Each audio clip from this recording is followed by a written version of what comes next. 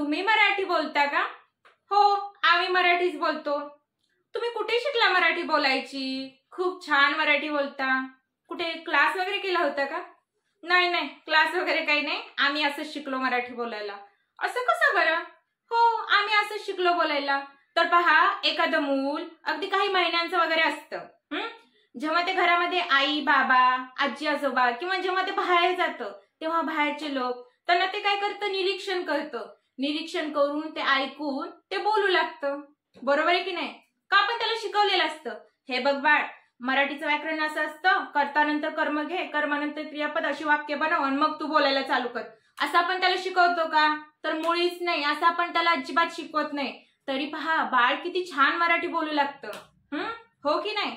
तर तुम्हाला हे तर क्लिअर झालं की मराठी भाषा किंवा कुठलीही भाषा असू दे, आपण ऐकून ऐकूनही बोलू शकतो. हो, ऐकून ऐकून बोलू शकतो. तुम्ही नुसतं ऐकायचंच नाहीये, तर ते बोलण्याचा प्रयत्न करायचा आहे. सुरुवातीला हसणार, घरातले म्हणणार हे काय लागले बोलायला, हसू दे, त्यांना दुर्लक्ष करा, पण तुम्ही इंग्लिश बोलायला सुरुवात करा. तर पहा, याच्यासाठी मी काही वाक्य तुम्हाला कसं बोलायचं त्याच्यासाठी मी वाक्य घेऊन आले.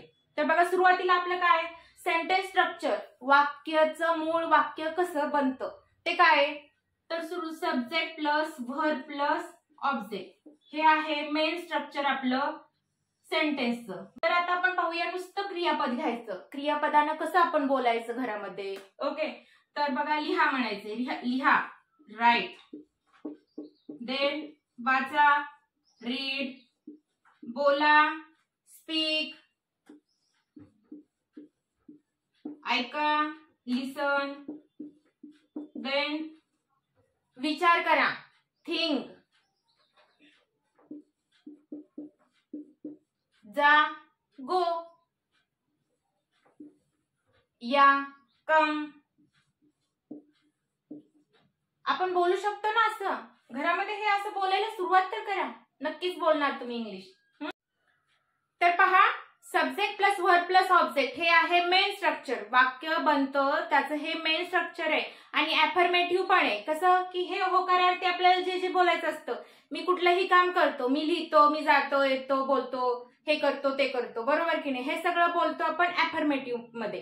पण आपल्याला हेच निगेटिव्ह मध्ये कसं बोलायचं, त्याचं काय स्ट्रक्चर आहे, त्या स्ट्रक्चरनुसार वाक्य कशी बनतात, तर ते पाहूया. आता त्याचं स्ट्रक्चर पाहूया.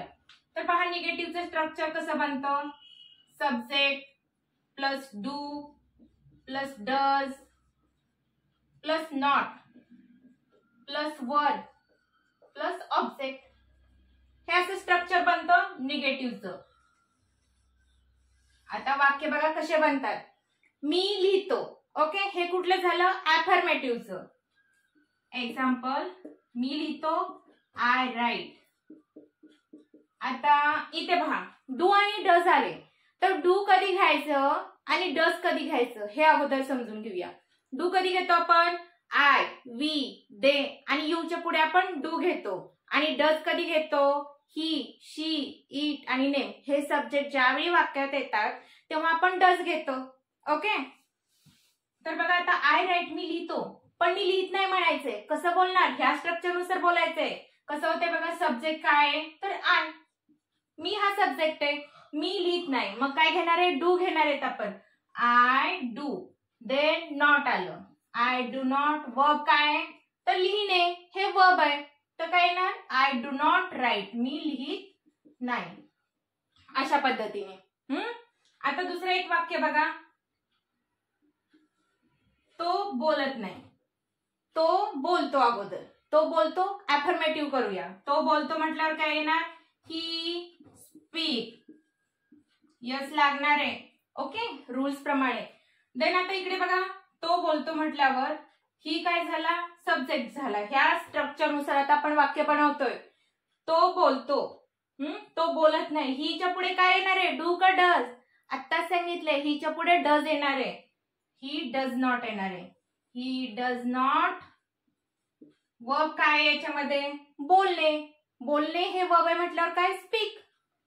आता बघा, काल तर मी सांगितलंय तुम्हाला काय की ही, शी, इट आणि नेम च्या पुढे आपण क्रियापदाला यस किंवा यस लावतो. आता इथे काय करणार, निगेटिव्ह, जेव्हा आपल्याला निगेटिव्ह बनवायचं असतं ही शी इट नेमच्या पुढे आपण क्रियापदाला यस लावणार का, यस लावणार का, तर अजिबात लावणार नाही. कारण की बघा डज हे मिनिंग देतं, यस यसचं काम करतं, म्हणून यस लागत नाही. ओके, कसं बनतं वाक्य बघा, ही डज नॉट स्पीक, तो बोलत नाही. फिनिश. अशीच आणखी वाक्य बघा, तो भाजी आणतो, कसं होईल, तो भाजी आणतो. ही ब्रिंग व्हेजिटेबल,